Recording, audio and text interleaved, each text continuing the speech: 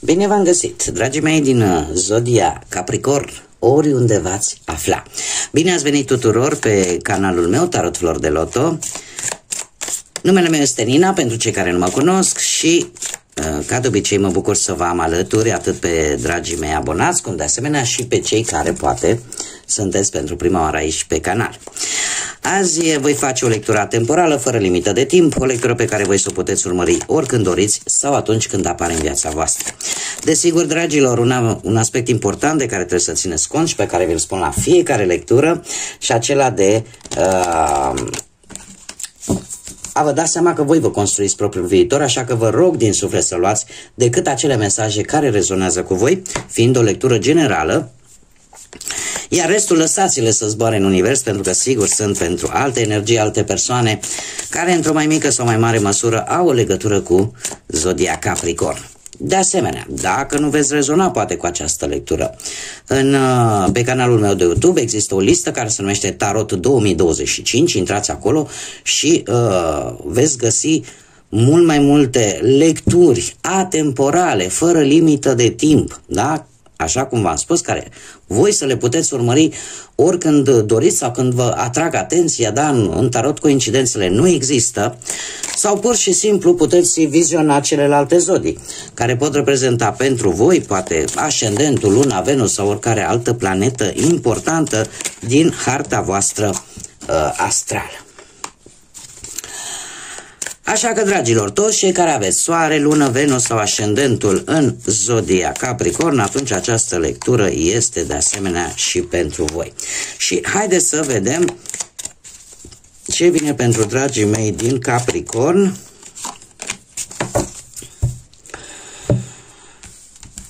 În următoarea perioadă, dragilor, e posibil ca cineva dintr-o zodie de apă, mai precis zodia Pești, să vă fie benefic.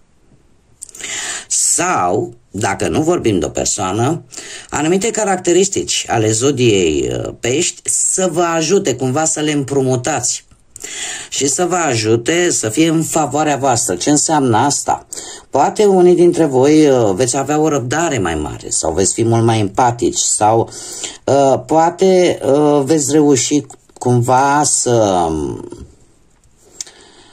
să treceți într-o manieră cât mai bună peste anumite lucruri destul de dificile din viața voastră, să vă recuperați poate speranța, să aveți așa o intuiție foarte bună sau o energie foarte puternică, da? Să descoperiți de fapt, să aveți acea înțelepciune în care să descoperiți că nimic nu va dura o veșnicie și lucrul ăsta să vă aducă acel optimism optimism de care probabil unii dintre voi aveți nevoie. În schimb, ce este contra voastră? Aici avem luna ca și astru și avem o călătorie, dragilor.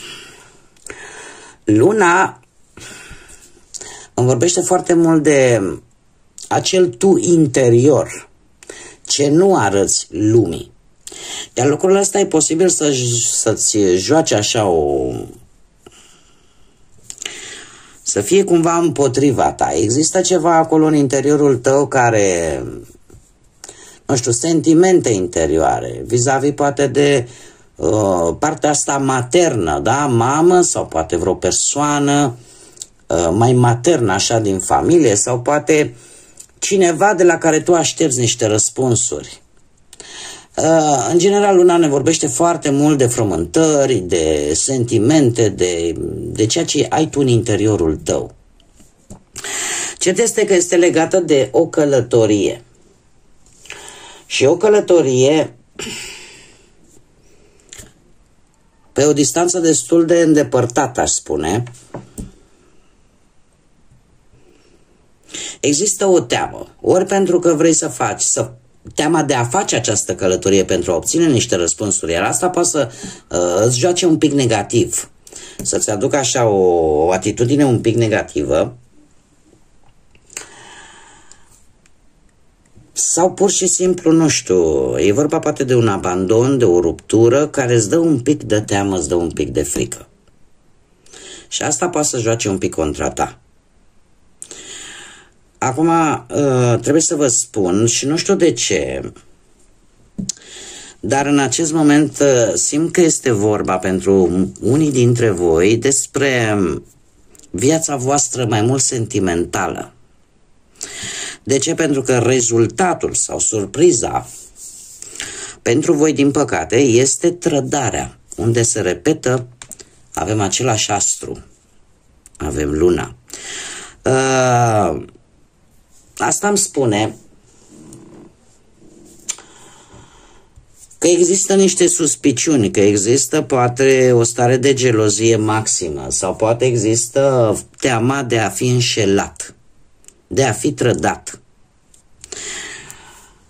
Și că dacă aș sta să mă gândesc foarte mult, aș zice că nu știu, e posibil, sunt două variante, am două variante marșilate, o să vi le spun. Una este relativ un pic mai bună, cealaltă este total negativă, dar asta este viața și vă rog din suflet să luați, cum am mai spus, încă de la început, decât ce rezonează cu voi. E posibil ca tocmai această călătorie pe care unii dintre voi vreți să o faceți, temerile să fie destul de bine întemeiate. De ce? Pentru că e posibil ori să fie aflat din anumite surse, anumite lucruri care să te ducă cu ideea la o trădare, la o înșelăciune, sau pur și simplu e posibil, și asta e partea mai puțin rea, ca să zic așa, să descoperi de fapt că toate aceste gânduri negre nu au fost decât niște, cum să spun eu, niște bârfe. Niște bârfe care, într-un fel sau altul, pe tine te-au afectat într-un mod, să zicem așa, direct. Acum, poate să fie relaționat cu viața sentimentală sau chiar și cu partea asta ori profesională, ori relaționată cu bani. Dar din ce văd eu aici, o să vedem acum și tarotul ce ne spune. Pe partea asta începem cu partea profesională, ce vine pentru dragii mei din Capricorn în următoarea perioadă. Ce sar! Dragii mei dragi, nu știu dacă zodiile de... Avem zodia Taur și zodiile de aer, Gemeni, Balanță sau Vărsător. Pe plan profesional, nu cu mult timp în urmă ați avut o perioadă în care tot ați oscilat, tot ați încercat să împăcați cum ar veni și capra și varză. E posibil ca unii dintre voi să fie avut chiar două joburi și să încercați așa să vă cam împărțiți în două ca să le rezolvați pe amândouă. Este ceva ce vă caracterizează, aveți puterea și energia necesară să o faceți. Totuși, doi ăsta de monede mie îmi spune că cumva e posibil să te fi depășit un pic și să simți nevoia așa să parcă să renunți ori la unul, ori la altul, ori pur și simplu să-ți recuperezi un echilibru în viața asta profesională, în jobul pe care tu îl faci.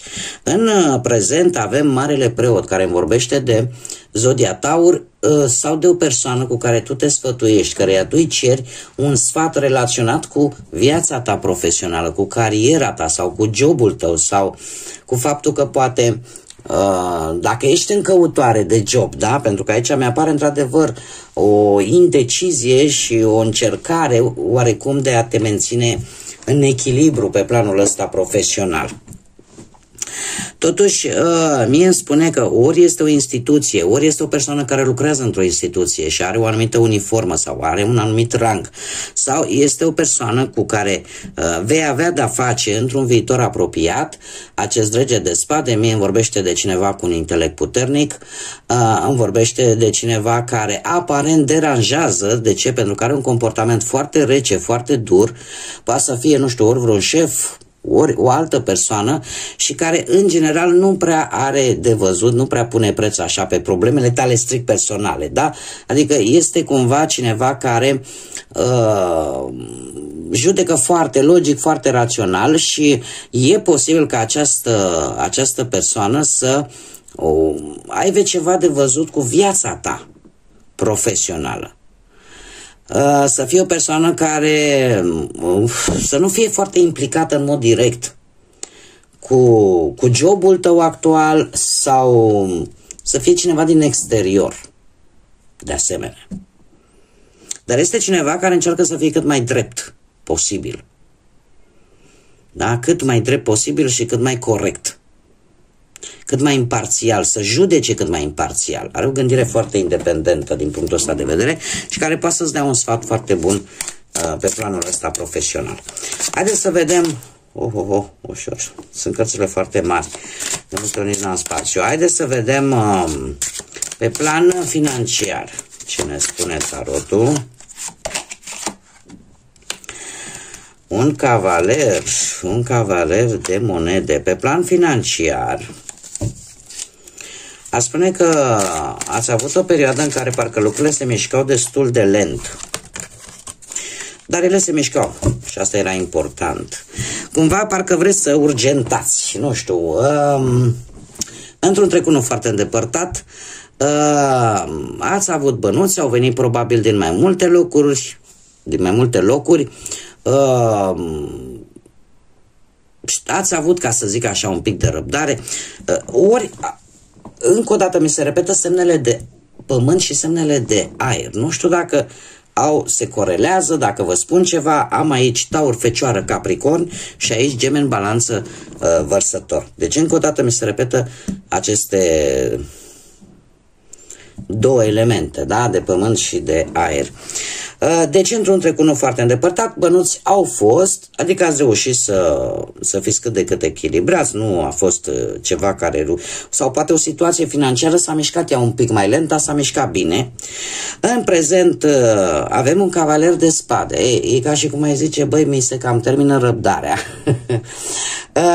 Dar ați reușit în prezent, unii dintre voi, chiar e posibil să fi reușit să concretizați ceva material, nu știu, să vă deschideți poate propria afacere sau să primești așa niște bani total neașteptați și asta să te ajute pe tine, da? Sau să fi primit o veste bună relaționată cu anumită sumă de bani.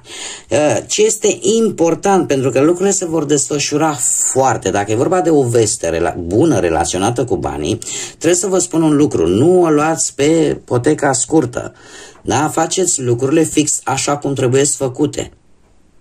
De ce? Pentru că lucrurile se vor desfășura într-o manieră foarte, foarte rapidă. Dacă e vorba de o situație financiară. De ce? Pentru că avem optul ăsta de bâte care îmi spune că e în creștere într-adevăr situația materială, dar această creștere vine în urma unor decizii corecte. Da? Și pentru a lua aceste decizii corecte nu trebuie să fiți impulsivi, nu trebuie să o luați pe drumul cel scurt, luați-o pas cu pas. Da? Pentru că creștere există. Haideți să vedem în dragoste cum stați pentru cei care sunteți într-o pereche.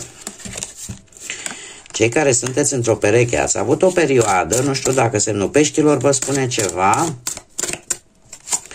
dar ați avut o perioadă în care ați fost destul de confuz. Ceva s-a întâmplat aici, în poate relația voastră, da.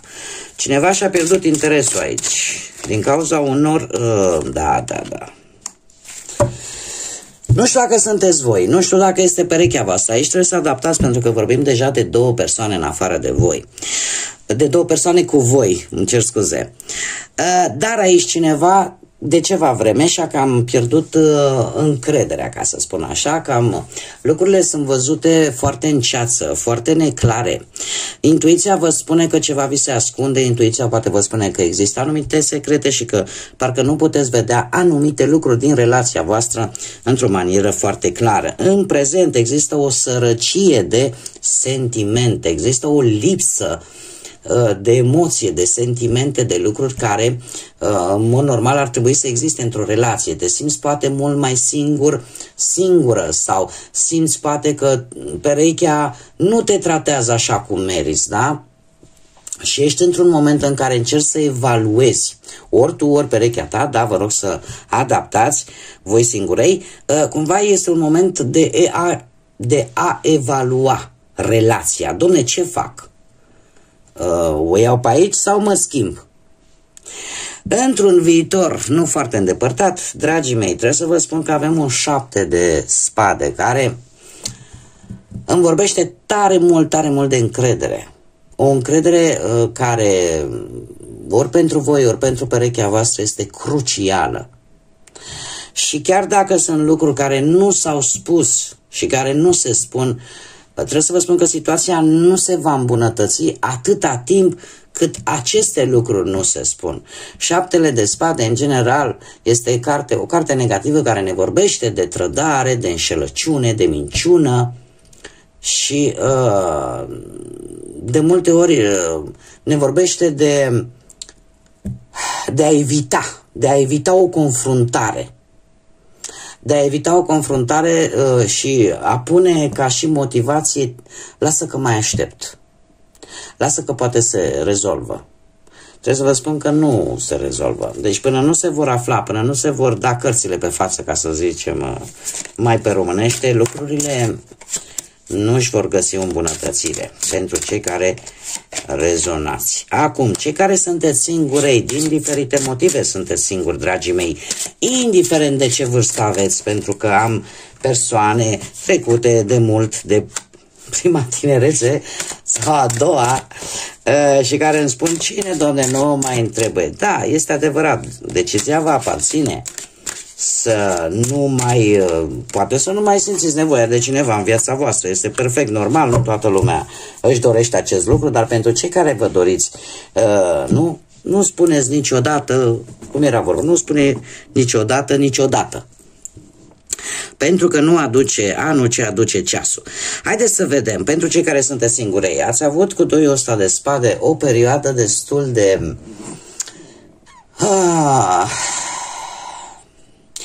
aș zice un pic mai complicată. De ce? Pentru că în interiorul vostru, cu acest 2 de spade, a existat o luptă. A existat perioade de îndoială,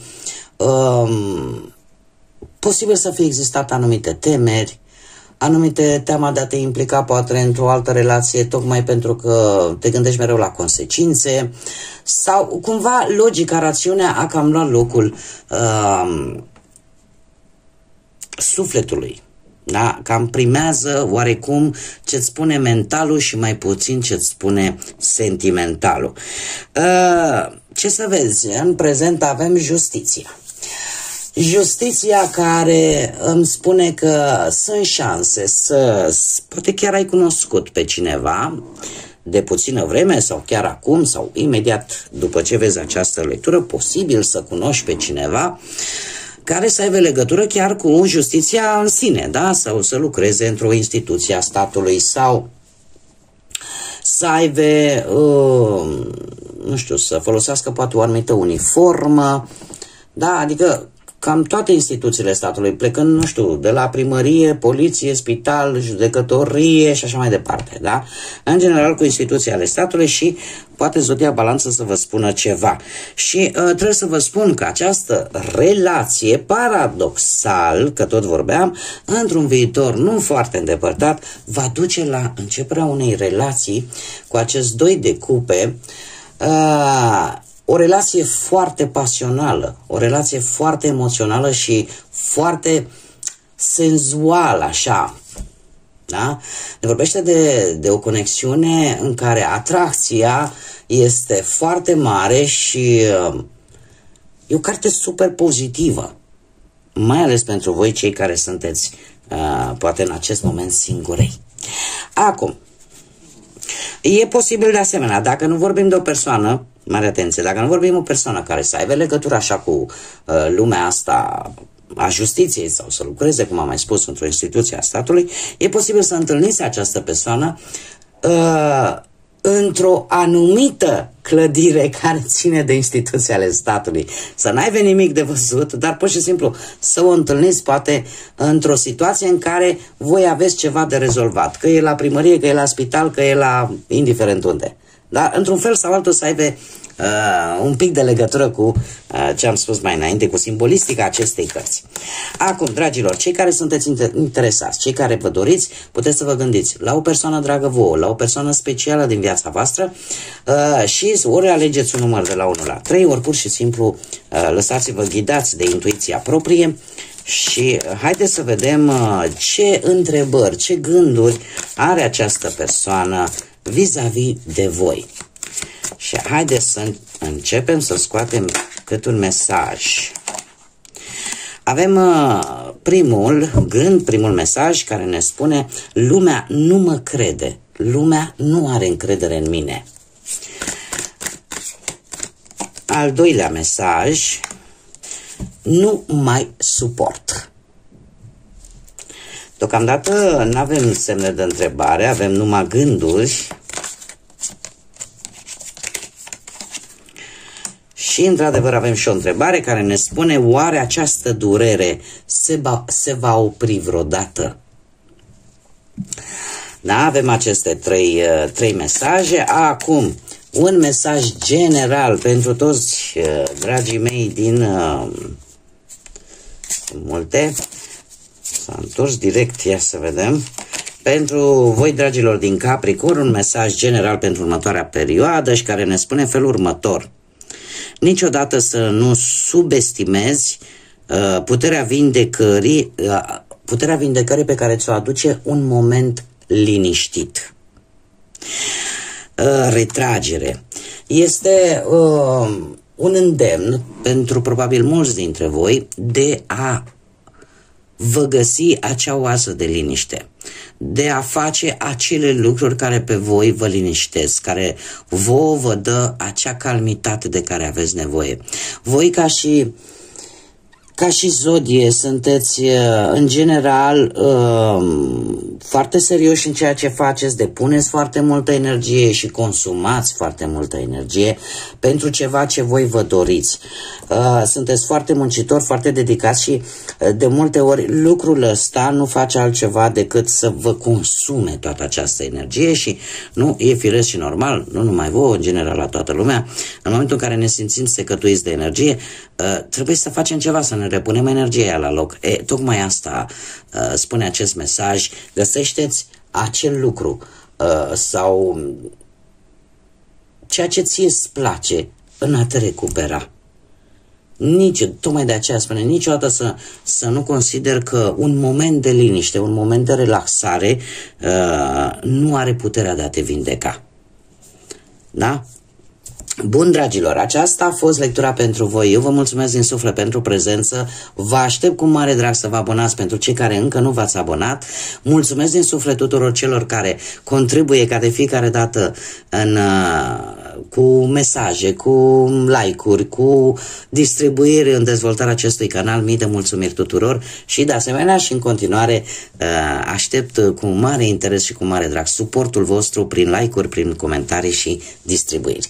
Până data viitoare, când ne vom reîntâlni la o nouă lectură, numai bine vă doresc multă lumină în suflete și în gânduri, multă energie pozitivă și, desigur, să fiți iubiți.